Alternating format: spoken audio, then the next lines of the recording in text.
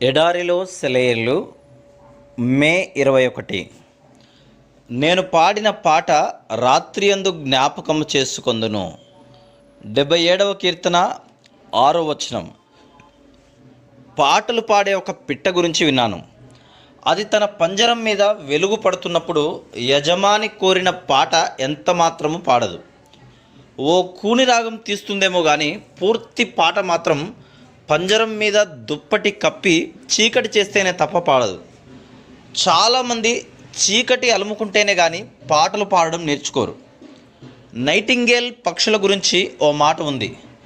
ఆ పక్షి ముళ్ళుకేసి తన శరీరాన్ని గుచ్చుతూ పాట పాడుతుందట. దూతలు పాడే పాటలు రాత్రిళ్ళు మాత్రమే వినిపిస్తుంటాయి. ఇదిగో పెళ్లి కొడుకు వస్తున్నాడు, ఎదురు వెళ్ళండి అనే కేక అర్ధరాత్రప్పుడు వినిపిస్తుంది. నిజంగానే ఆకాశం మబ్బులు కమ్మి చీకట్లు ఆవరించే వరకు ఆత్మకు తనను ఊరడించి సంతృప్తిపరిచే దేవుని అపారమైన ప్రేమ అర్థం కాదు. వెలుగు చీకట్లోనే జన్మిస్తుంది. ఉదయకాంతి అనేది రాత్రి చీకటి కడుపులో నుంచే వస్తుంది.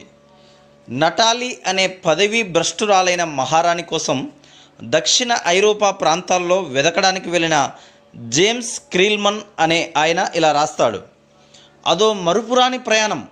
గులాబీ పూల పరిమళ తైలం అంతా దక్షిణ ఐరోపా ప్రాంతాల నుండే ఎగుమతి అవుతుందని నాకప్పుడే తెలిసింది. అక్కడ నాకు తెలిసిన విచిత్రమైన విషయం ఏమిటంటే, గులాబీ పువ్వుల్ని కారు చీకటి సమయంలోనే కొయ్యాలి. పూలు కోసే వాళ్ళు అర్ధరాత్రి 1 గంటకు మొదలుకొని 2 గంటలకు ముగించేస్తారు. మొదట్లో ఇది నాకు మూఢాచారం అనిపించింది.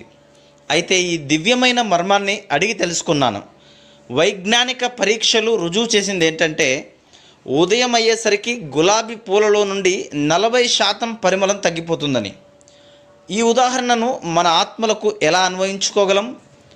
ఆ గులాబీలు చీకట్లో ఉన్నప్పుడు కలిగినంత పరిమళం వెలుగులో ఉన్నప్పుడు కలిగి ఉండడం లేదు. అలాగే మనం కూడా చీకటి బాధలలో ఉన్నప్పుడే ఎక్కువగా క్రీస్తు పరిమళాలను పోగు చేస్తాం. Praise the lord.